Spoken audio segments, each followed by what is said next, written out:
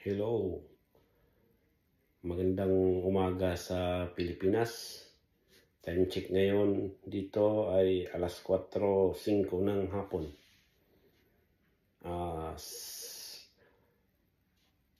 Meron sana akong gustong sabihin sa inyo sa pag-uusapan natin ngayon sa vlog ko na kung paano pumunta sa Ireland. Sana itong video na to makatulong sa iyo mga sir na gustong mag-apply dito sa Ireland. Nandito lang kami sa makasamahan namin. Kami ang maggagabay sa inyo sir kung paano kayo makapunta rito sa Ireland. Good news pa, pag kayo maselect ng agency namin sa PH Connect, wala kayong gagastusin kahit piso. Uulitin ko sir, wala kayong gagastusin kahit piso. Lahat po ibabalik sa inyo, reimbursement. Kung gumastos man kayo, siyempre, kailangan din yun, di ba? Kasi nag-apply ka. Pero sir, ibabalik yan ng company sa inyo. Tulad sa amin dati. Gumastos muna kami pala ng mga medical, pag-process ng visa. Tapos, pagkuha nyo ng resibo, pagdating nyo rito sa Ireland, ibibigay nyo yun sa opisina ng company ninyo. I-reimburse ang medical at saka visa application. So, di ba? Napakaganda noon kung ibabalik. Kaya, sir, makinig kayo sa tips na ibibigay ko kung paano kayo matanggap bilang isang machinist dito sa Ireland. Una muna lahat, kape muna kasi sobrang lamig.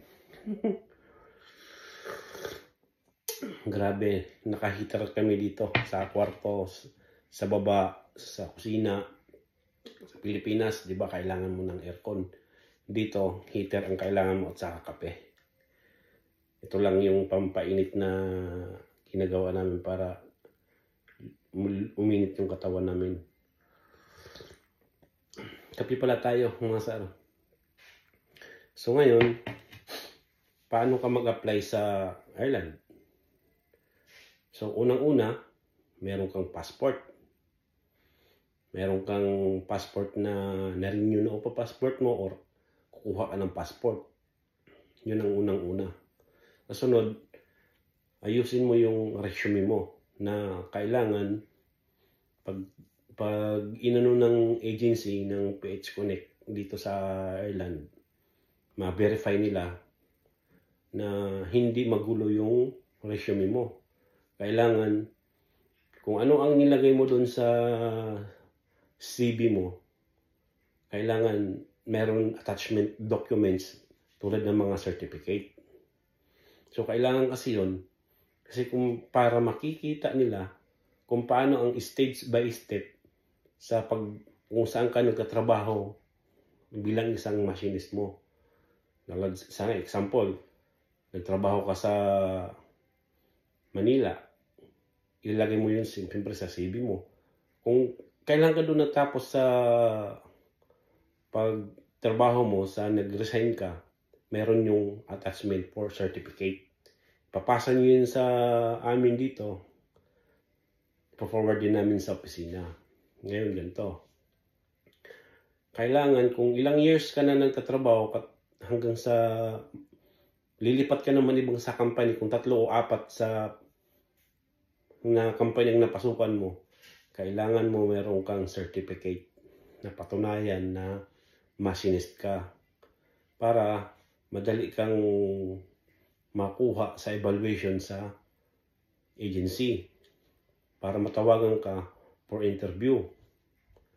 So ngayon, kapag ang agency namin ang email sa inyo for interview ka na, so sir, galingan mo yung English mo. Kailangan makasagot ka sa kanila ng maayos Saglit lang naman eh. Yung sa amin dati, online muna. Bago umuwi kami sa Pilipinas, nag-trade test ako. Pumunta kami sa nakalimutan ko yung pangalan ng trade test center na pinuntahan namin. Pag naalala ko, sasabihin ko ulit sa inyo. Ngayon, nung nakapasa kami ng interview, in-email kami ng agency na, "Sir, ganito, congrats, nakapasa ka sa interview ngayon. Willing ka ba na umuwi?" Kasi sa Saudi ako noon. "Willing ka ba umuwi for trade test?" So ngayon, hindi na ako nagdalawang isip na uuwi kasi for trade test na. Siyempre, trabaho mo yon natin. Alam mo kung paano humawak ng lathe machine. Alam mo kung paano sumukat. So umuwi ako noon. Hindi ako nagdalawang isip na hindi ako uuwi kasi alam ko naman yung ginagawa ko kasi machines ang apply natin, hindi naman kung ano-ano. Sa awa ng Diyos, kumuha ako ng ticket, bumili ako, sarili kong pera, nag-trade test ako. So, ayun, Meralco Foundation. Ayaw ko kung saan malapit yun. Watch out na kung saan yung Meralco Foundation. Doon kami nag-trade test na 20 ata kami noon. Isa lang ang hindi pumasa kasi sa medical niya, nagkaroon siya ng nakitaan na may cancer siya. So, kailangan, pag natanggap ka na sa interview, ingatan mo na yung sarili mo para pumasa ka sa medical exam. Kasi kapag bagsak ka sa medical exam, hindi rin ka makakapunta rito.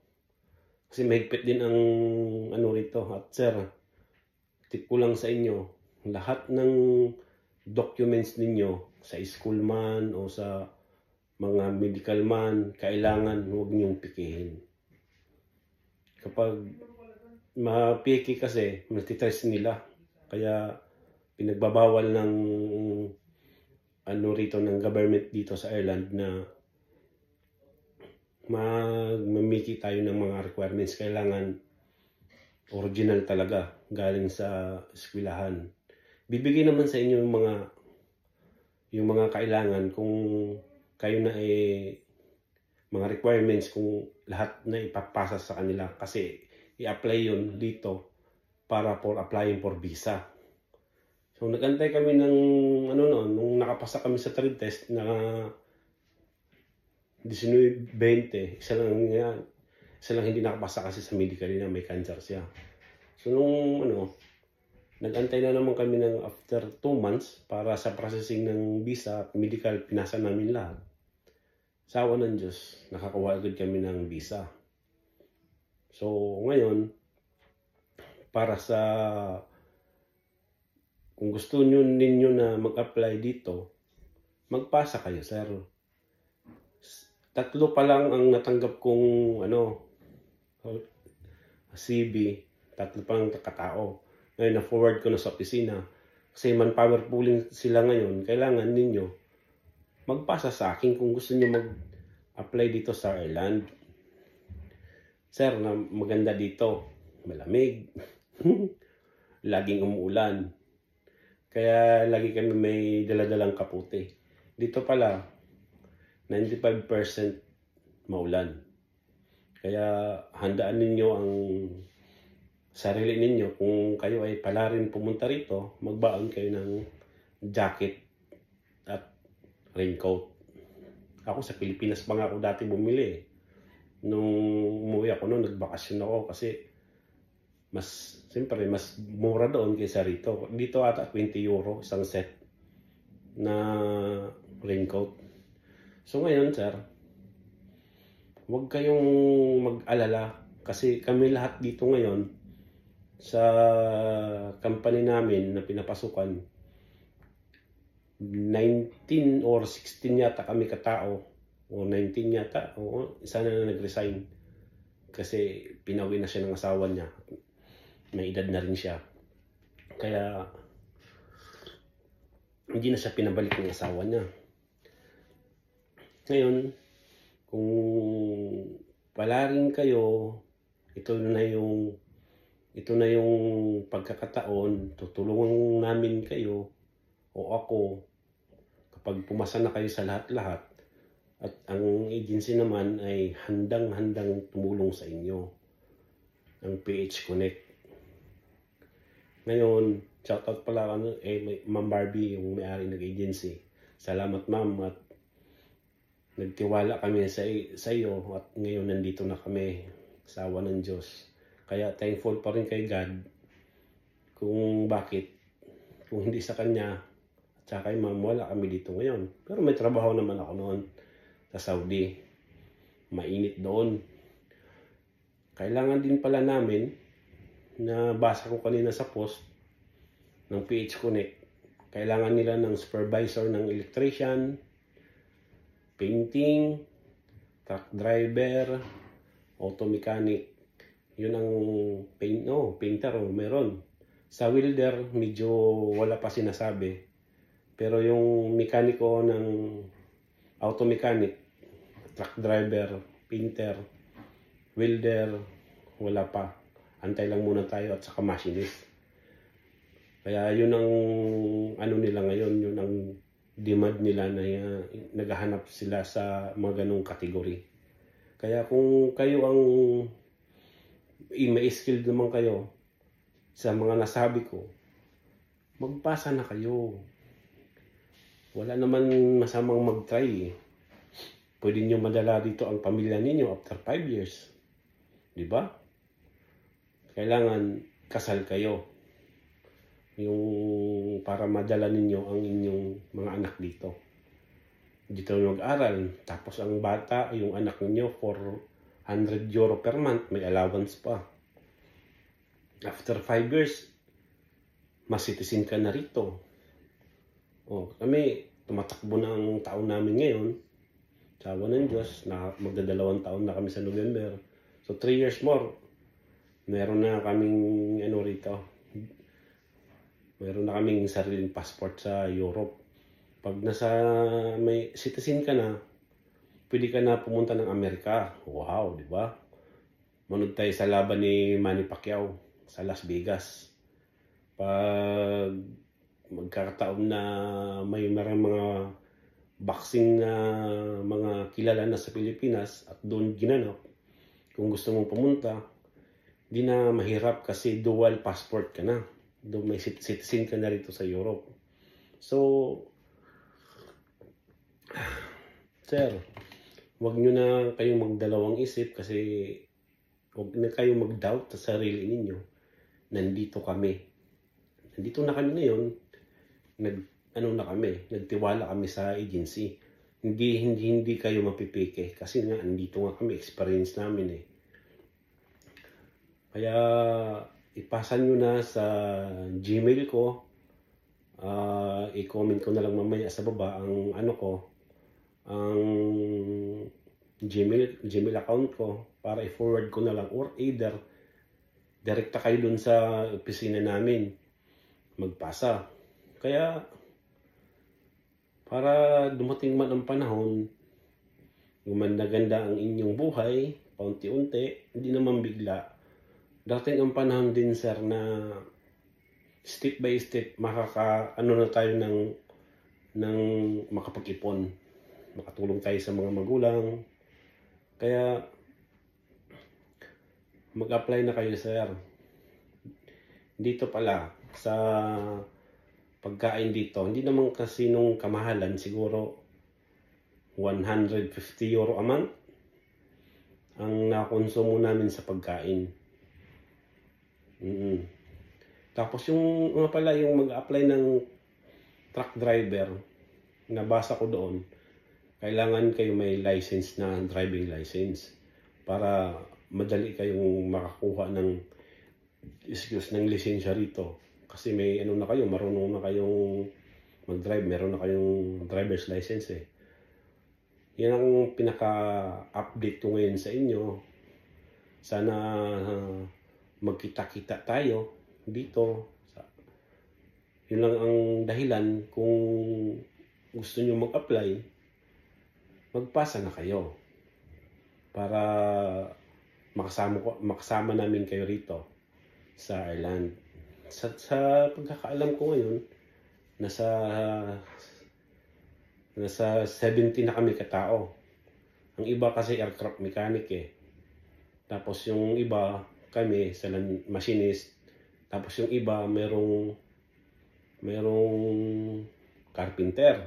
Oy, shout out pala sa mga carpenter dyan. Kung gusto niyo mag-apply din, pasa na kayo. Para iba naman ang matikman niyo ang lamig ng Europe.